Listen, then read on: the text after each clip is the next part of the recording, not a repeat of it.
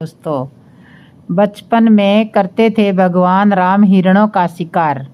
सुनिए भगवान श्री राम के बचपन की कथा।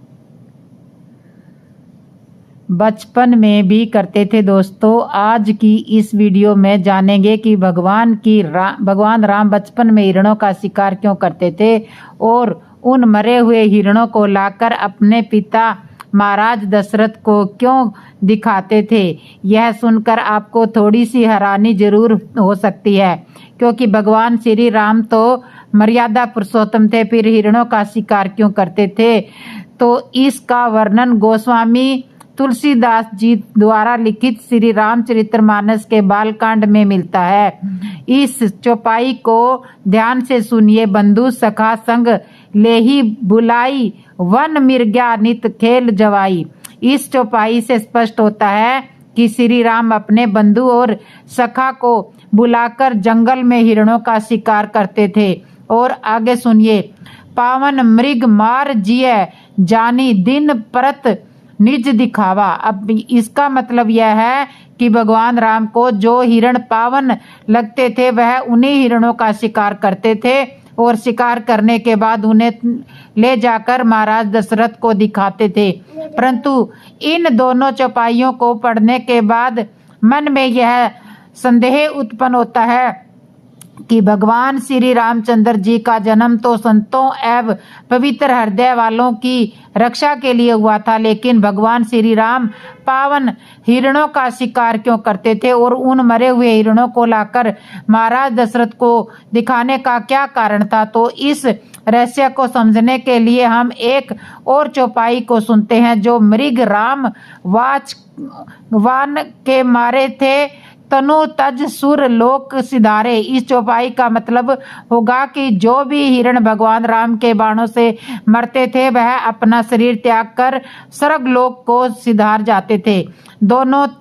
तीनों चौपाइयों को पढ़ने के बाद यह समझ में आता है कि भगवान श्री राम को जिन पावन हृदय वाले हिरणों को उद्धार करना था, जो किसी श्राप के कारण मृग योनि को प्राप्त होकर भगवान राम के द्वारा मुक्त होने का इंतजार कर रहे थे, उन्हीं को पहचान कर भगवान राम मारते थे और उन्हें मुक्ति प्रदान करते थे। अब बात यह आती है कि वह मरे हुए हिरणों को अपने पिता दशरथ को क्यों दिखाते थे। तो इसका कारण केवल माधुर्य लीला थी। वह ऐसा करके महाराज दशरथ जी को अपने वीरता और कुशलता का परिणाम दिखाते थे, ताकि महाराज दशरथ जी भगवान श्री राम जी को वन जाने से ना रोक सके। इसके अतिरिक्त हिरणों को मारकर महाराज दशरथ जी को दिखाने का कोई प्रयोजन नहीं था।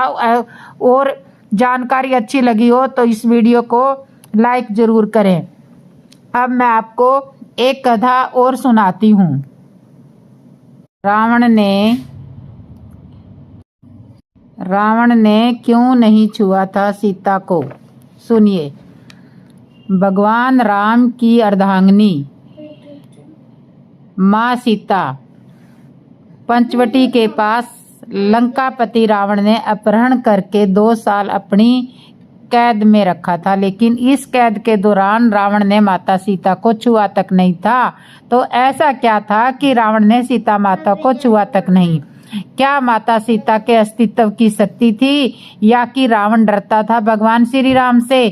कहीं ऐसा तो नहीं कि रावण ने कोई वचन धारण कर रखा हो या वह किसी श्राप से बंधा हो। रावण जब सीता के पास विवाह का प्रस्ताव लेकर गया तो माता ने घास के एक टुकड़े को अपने और रावण के बीच में रखा और कहा, हे रावण, सूरज और किरण की तरह राम सीता अभिन्न है। राम व लक्ष्मण की अनुपस्थिति में मेरा अपहरण कर तुमने मेरी कायरता का परिचय और राक्षस जाति के विनाश को आमंत्रित कर दिया है। तुम्हारे को श्री राम की शरण में जाना इस विनाश से बचने का एकमात्र उपाय है, अन्यथा लंका का विनाश निश्चित है। सीता माता की इस बात से निराश रावण ने राम को लंका आकर सीता को मुक्त कराने को 2 माह की अवधि दी। इसके बाद रावण या तो सीता से विवाह करेगा या उसका अंत करेगा। रावण ने सीता को हर तरह के प्रलोभन दिए कि वह उसकी पत्नी बन जाए, यदि वह ऐसा करेगी तो वह अपनी सभी पत्नियों को उसकी दासी बना देगा और उसे लंका की राजरानी। लेकिन सीता माता रावण के किसी भी तरह के प्रलोभन में नहीं आई। तब रावण ने सीता माता को जान से मारने की धमकी दी, लेकिन यह धमकी भी काम नहीं कर पाई। रावण चाहता तो सीता माता के साथ जोर जबरदस्ती कर सकता था, लेकिन उसने ऐसा नहीं किया। आखिर इसके क्या कारण थे? सीता का अपहरण क्यों किया गया रावण ने? राम के भाई लक्ष्मण ने रावण की बहन शूर्पणखा की नाक और कान काट दिए थे। पंचवटी में लक्ष्मण से अपमानित शूर्पणखा ने अपने भाई रावण से अपनी व्याधा सुनाई और उसके कान भरते हुए कहा, सीता अत्यंत सुंदर है और वह तुम्हारी पत्नी बनने के सर्वदा योग्य है। तब रावण ने अपने मामा मारीच के साथ मिलकर सीता अपहरण की योजना रची।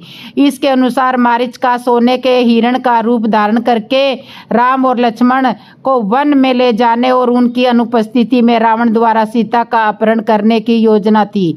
इस पर जब राम हिरण के पीछे वन में चले गए तब लक्ष्मण सीता के पास थे, लेकिन बहुत देर होने के बाद भी जब राम नहीं आए तो सीता माता को चिंता होने लगी।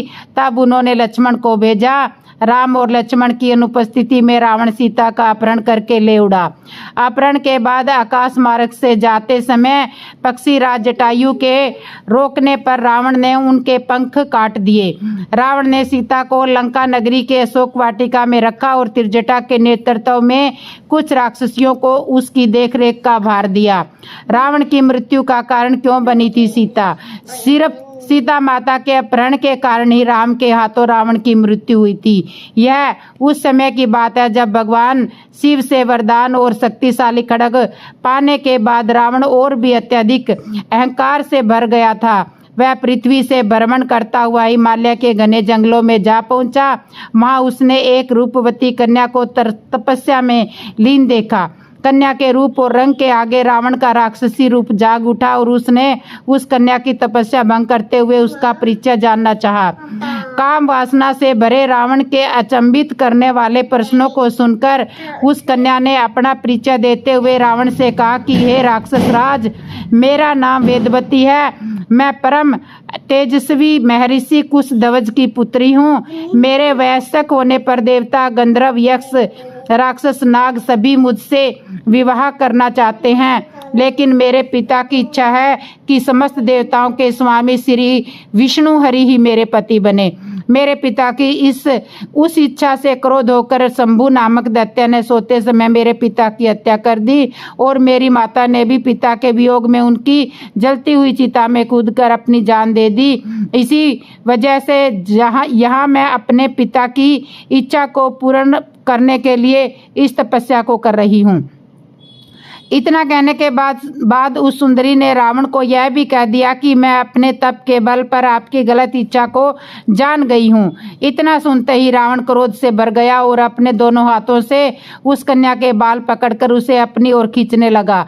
इससे क्रोधित होकर अपने अपमान की पीड़ा की वजह से वह कन्या दशानन को यह श्राप देते हुए अग्नि में समा गई कि मैं तुम्हारे वध के लिए फिर से किसी धर्मात्मा पुरुष की पुत्री के रूप में जन्म लूंगी। महान ग्रंथों में शामिल दुर्लभ रावण संहिता में उल्लेख मिलता है कि दूसरे जन्म में वही तपस्वी कन्या एक सुंदर कमल से उत्पन्न हुई और जिसकी संपूर्ण काया कमल के समान थी। इस जन्म में भी रावण ने फिर से उस कन्या को अपने बल के दम पर प्राप्त करना चाहा और उस कन्या को लेकर वह अपने महल में जा पहुंचा, जहां ज्योतिषियों ने उस कन्या को देखकर रावण को यह कहा कि यदि वह कन्या इस महल में रही तो अवश्य ही उसकी मौत का कारण बनेगी। यह सुनकर रावण ने उसे समुद्र में फेंकवा दिया। तब वह कन्या पृथ्वी पर पहुंचकर राजा जनक के हल जोते जाने पर उनकी पुत्री बनकर फिर से प्रकट हुई। मान्यता है कि बिहार स्थित सीतामढ़ी का पोंदरा गांव यह स्थान है जहां राजा जनक ने हल चलाया था। शास्त्रों के अनुसार कन्या का यही रूप सीता बनकर रामायण में रावण के वध का कारण बना। क्या सीता रावण की बेटी थी? अद्भुत रामायण में उल्लेख है कि रावण कहता है कि जब मैं भूलवश अपनी ही पुत्री से परिणय की इच्छा करूं तभी मेरी मृत्यु का कारण बने। रावण के इस कथन से ज्ञात होता है कि सीता रावण की पुत्री थी। अद्भुत रामायण में उल्लेख है कि गतसमद नामक ब्राह्मण लक्ष्मी को पुत्री रूप में पाने की कामना से प्रतिदिन एक कलश में कुश के अगर भाग से उच्चारण के साथ दूध की बूंदे डालता था। एक दिन जब ब्राह्मण कहीं बाहर चला गया तब रावण इनकी कुटिया में आया और वहां मौजूद ऋषियों को मारकर उनका रक्त कलश में भर लिया। यह कलश लाकर रावण ने मंदोदरी को सौंप दिया। रावण ने कहा कि यह तेज विष है, इसे छुपाकर रख दो। मंदोदरी रावण की उपेक्षा से दुखी थी। एक दिन जब रावण बाहर गया था तब मौका देखकर मंदोदरी ने कलश में रखा रक्त पी लिया। इसके पीने से मंदोदरी गर्भवती हो गई। लोक लाज के डर से मंदोदरी अपनी पुत्री को कलश में रखकर उस स्थान पर छुपा गई जहां से जनक ने उसे प्राप्त किया। सीता के संदर्भ में एक अन्य कथा वेदवती नाम की स्त्री से संबंधित है। वेदवती से जुड़ी कहानी हम पहले बता चुके हैं, इसलिए सीता माता को नहीं छूता था रावण। तिरजटा नाम की राक्षसी को रावण ने सीता की रक्षा के लिए अशोक वाटिका में राक्षसियों की हेड बनाकर रखा था। तभी राक्षसियां सीता माता को डराती रहती थी और रावण से विवाह करने के लिए उकसाती रहती थी, लेकिन तिरजटा धर्म को जानने वाली और प्रिय वचन बोलने वाली थी। तिरजटा ने सीता को सत्वावना देते हुए कहा कि सखी तुम चिंता मत करो, यहाँ एक श्रेष्ठ राक्षस रहता है जिसका नाम अविंद है। उसने तुमसे कहने के लिए यह संदेश दिया है कि तुम्हारे स्वामी भगवान राम अपने भाई लक्ष्मण के साथ कुशल पूर्वक है। वे अत्यंत शक्तिशाली वनराज सुग्रीव के साथ मित्रता करके तुम्हें छुड़वाने की कोशिश कर रहे हैं। तिरजटा ने सीता को एक राज की बात और बताई कि तुम्हें रावण से नहीं डरना चाहिए, क्योंकि रावण ने कुबेर के पुत्र नल कुबेर की पत्नी अप्सरा रंभा को काम वासना से छुआ था, तो रंभा ने क्रोधित होकर रावण को श्राप दिया था कि वह किसी पराई स्त्री के साथ उसकी इच्छा बिना संबंध नहीं बना पाएगा और अगर ऐसा किया तो वह भस्म हो जाएगा। अन्य जगहों पर उल्लेख मिलता है कि रावण ने रंभा के साथ बलात्कार करने का प्रयास किया था, जिसके चलते रंभा ने उसे यह श्राप दिया था। रंभा कुबेर के पुत्र नल कुबेर के साथ पत्नी की तरह रहती थी। रंभा नल कुबेर के संबंध को लेकर रावण अक्सर उपहास उड़ाया करता था। इसी श्राप के भय से रावण ने सीता हरण के बाद सीता को छुआ तक नहीं था। दोस्तों, आपको ये जानकारी कैसे लगी? और मैं आपको एक कथा और सुनाती हूँ। लक्ष्मण को निगल गई थी माता सीता। तो क्यों निगल गई थी माता सीता लक्ष्मण जी को सुनिए। रामायण और रामचरितमानस से सीता माता और लक्ष्मण के बारे में एक रोचक कथा मिलती है। हालांकि कुछ विद्वानों का मानना है कि इस बात में कोई सच्चाई नहीं है, यह तो मात्र किंवदंतियां हैं। यह कथा कितनी सही है यह तो बताना मुश्किल है, लेकिन जनमानस में यह कथा प्रचलित है कि एक समय माता सीता ने उनके देवर लक्ष्मण को निगल लिया था और उस वक्त हनुमान जी दूर से ही देखते रह गए थे। आओ जानते हैं कि ऐसा क्यों हुआ था। रावण का वध करने के बाद भगवान राम लंका से माता सीता के साथ अयोध्या लौट रहे थे।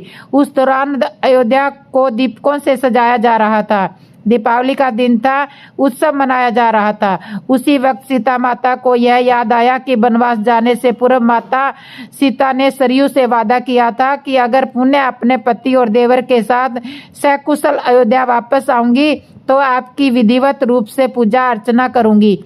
यह सोचकर सीता माता लक्ष्मण को साथ लेकर रात्रि में सरयू नदी के तट पर पहुंच गई। उन्होंने सरयू की पूजा करने के लिए अपने देवर लक्ष्मण से जल लाने के लिए कहा।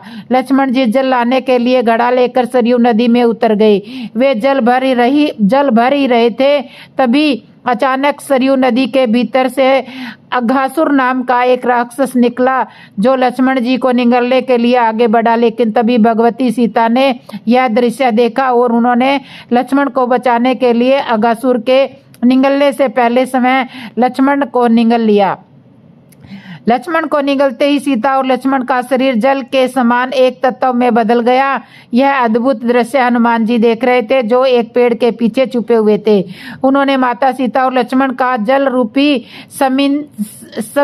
सम्मिश्रण शरीर एक घड़े में भर लिया और भगवान श्री राम के सम्मुख उपस्थित होकर सारी घटना सुनाई। हनुमान जी की सारी बात सुनने के बाद भगवान राम मुस्कुराए और उन्होंने हनुमान जी को बताया कि इस राक्षस को भगवान शिव का वरदान प्राप्त है, इसलिए इसका वध भी नहीं किया जा सकता। भगवान शिव के इस वरदान के अनुसार अगासुर का वध तभी किया जा सकता है जब सीता और लक्ष्मण का शरीर एक होकर किसी तत्व में बदल जाए और हनुमान उस तत्व का प्रयोग करे, एक शस्त्र के रूप में करे।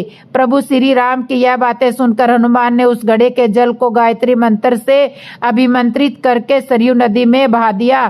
सरयू नदी में उस जल के मिलते ही नदी में आग की लपटें उठने लगी, जिसमें जलकर अगासुर राक्षस भस्म हो गया। अगासुर के भस्म होते ही सरयू नदी ने माता सीता और लक्ष्मण को उनका शरीर वापस कर दिया और इस तरह से उन्हें फिर से एक नया जीवन मिला।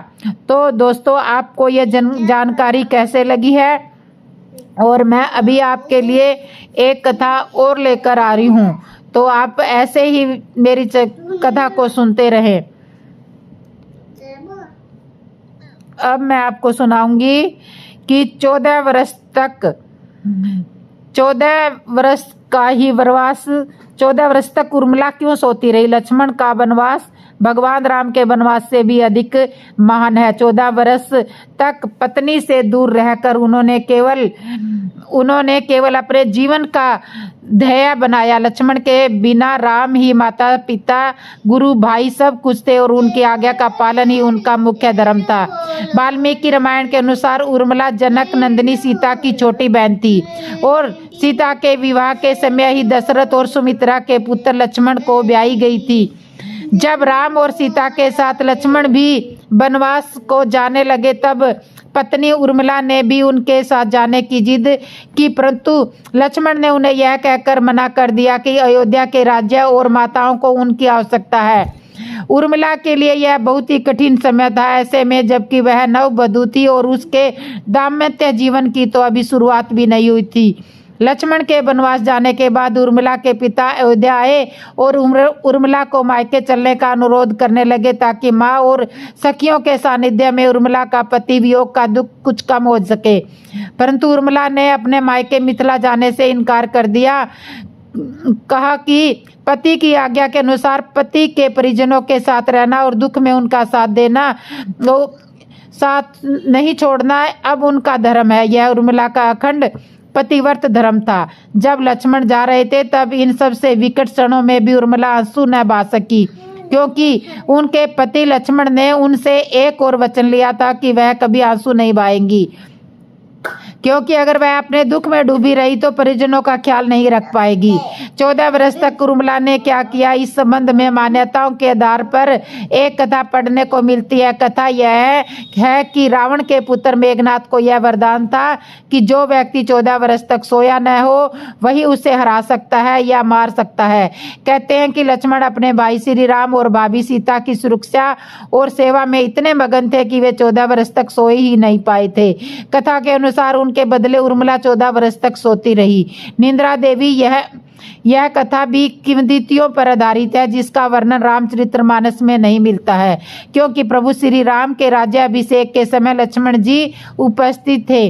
कथा इस प्रकार है कि रावण के वध के बाद श्री राम, सीता और लक्ष्मण वापस अयोध्या लौटे आए थे और वहां प्रभु श्री राम के राज तिलक की तैयारियां होने लगी। उस समय लक्ष्मण जोर जोर से हंसने लगे। जब लक्ष्मण से इस हंसी का कारण पूछा तो उन्होंने जो कहा कि सारी उम्र मैंने इसी घड़ी का इंतजार किया था कि मैं अब भी श्री राम जी का राज तिलक होते हुए देखूंगा, किंतु अब उन्हें निंद्रा देवी को दिया हुआ वो वचन भी पूरा करना है जो उन्होंने वनवास जाने के पहले दिया था। किंवदंतियों के अनुसार वनवास की पहली रात में जब भगवान राम और देवी सीता कुटिया में विश्राम करने चले गए तो लक्ष्मण कुटिया के बाहर एक प्रहरी के रूप में पहरा दे रहे थे। तभी उनके पास निद्रा देवी प्रकट हुई थी। तब लक्ष्मण जी ने निद्रा देवी से यह वरदान मांगा कि उन्हें 14 वर्ष तक के लिए निद्रा से मुक्त कर दे। तो निद्रा देवी ने उनकी इस इच्छा को स्वीकार करते हुए यह कहा था कि उनके हिस्से की निद्रा को किसी न किसी को लेना ही होगा। तब लक्ष्मण ने निद्रा देवी से विनती की थी कि उनके हिस्से की निद्रा को उनकी पत्नी उर्मिला को दे दिया जाए। निद्रा देवी ने उनकी यह बात एक शर्त पर मानी थी कि जैसे ही वह अयोध्या लौटेंगे उर्मिला की नींद टूट जाएगी और उन्हें सोना होगा। लक्ष्मण इस बात पर हंस रहे थे कि अब उन्हें सोना होगा और वह राम का राज तिलक नहीं देख पाएंगे।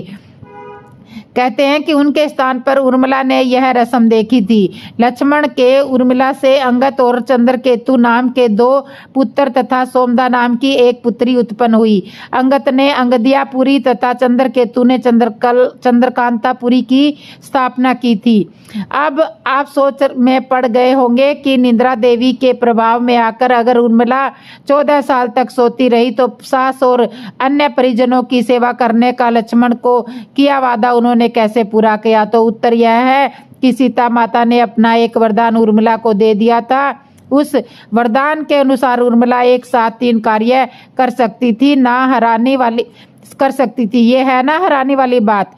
तो ये इस तरह से उर्मिला ये जो मैंने बताए हैं वो सारे काम करती थी। राम जी को 14 साल का वनवास ही क्यों मिला? कैकेयी को ऋषि दुर्वासा ने दिया था वरदान। सुनिए पौराणिक कथा।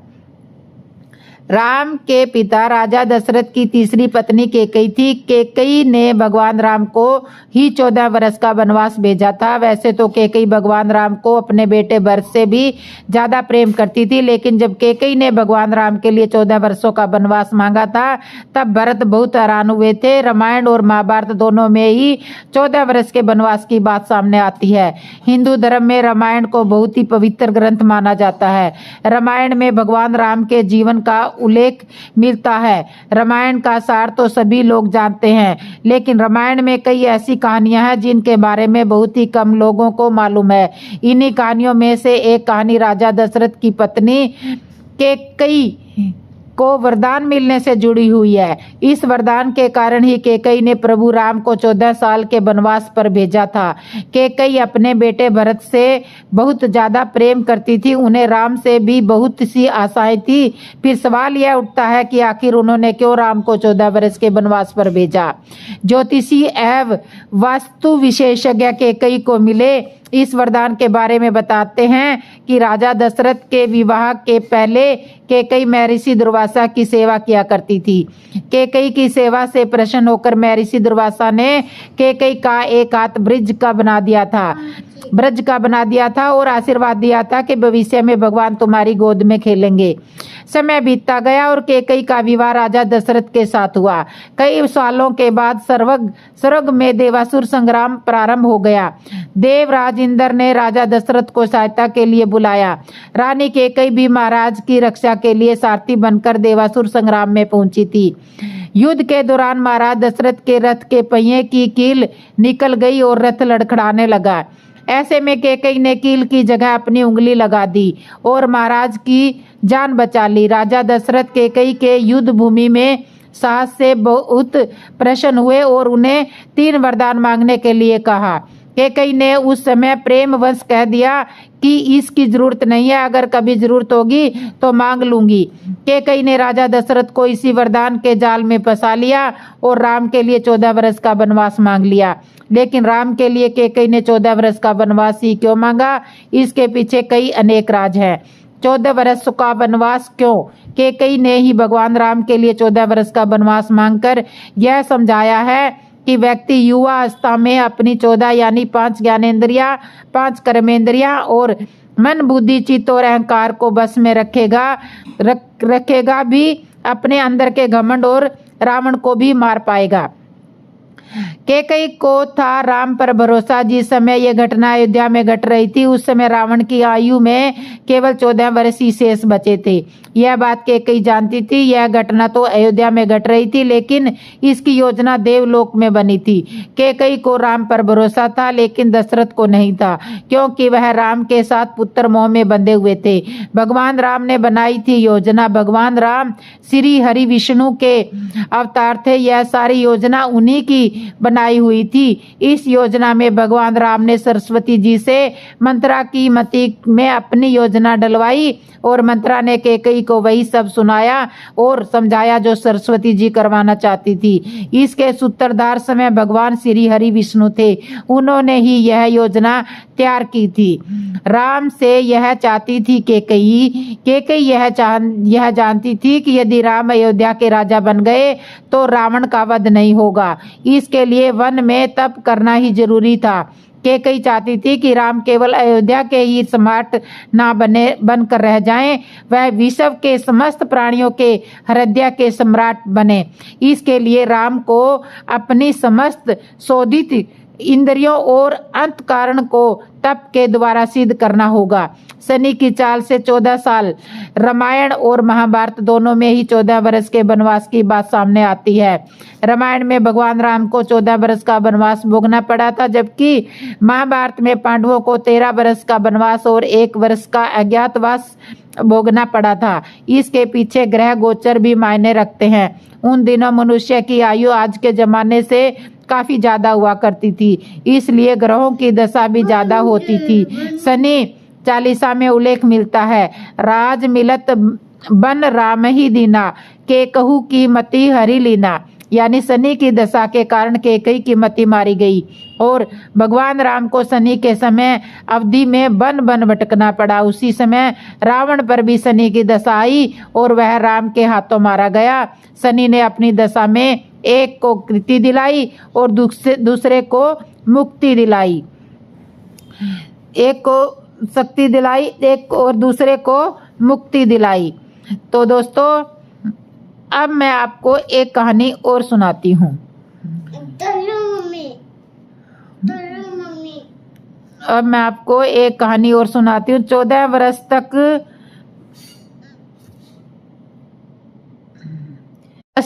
क्यों सोती रही उर्मिला। सुनिए, आखिर 14 वर्ष तक क्यों सोती रही उर्मिला। लक्ष्मण का वनवास भगवान राम के वनवास से भी अधिक महान था। 14 वर्ष तक पत्नी से दूर रहकर उन्होंने केवल अपने भाई राम की सेवा को ही अपने जीवन का ध्येय बनाया। लक्ष्मण के लिए राम ही माता पिता गुरु भाई सब थे और उनकी आज्ञा का पालन ही इनका मुख्य धर्म था। तो उनका लक्ष्मण की बात को ऊपर लक्ष्मण ने निंद्रा से वरदान मांगा था और इसलिए ही उर्मिला 14 साल तक सोती रही थी, क्योंकि उन्होंने ही निंद्रा देवी से कहा था कि मेरे हिस्से की नींद उर्मिला को दे दो और मैं अपने भाई की वनवास में सेवा करूंगा, तो मेरे पास 14 वर्ष तक आप मत आना और जैसे ही मैं अयोध्या आ जाऊंगा तो तब आप चाहे मेरे को निंद्रा आ जाए। तो तभी निंद्रा देवी ने ये कहा था कि तुम्हारे हिस्से की जो नींद है वो तुम्हें लेनी पड़ेगी, किसी और को देनी पड़ेगी। तो लक्ष्मण ने वो नींद अपनी पत्नी उर्मिला को दे दी थी। तो उर्मिला इसलिए 14 साल तक सोती रही थी। और तब अब आप कहेंगे कि वो अगर 14 साल सोती रही तो परिजनों का ख्याल कैसे रखा। तो उसके लिए सीता माता ने उर्मिला को एक शक्ति दी हुई थी कि वह 3 कार्य एक साथ कर सकती थी। वो परिजनों का ख्याल भी करती थी और सोती भी थी, और तीसरा काम वो अपने पतिव्रता धर्म को भी निभा रही थी। तो इस तरह से उर्मिला 14 साल तक सोती भी रही थी। जो निंद्रा देवी से लक्ष्मण ने जो बोला था वो उर्मिला ने किया। उर्मिला ने दीपक की लौ को बुझने नहीं दिया, जो कि जब लक्ष्मण जा रहे थे तो आरती का थाल लेकर जो दीपक जलाया था उस दीपक को उर्मिला ने 14 साल तक नहीं बुझने दिया था।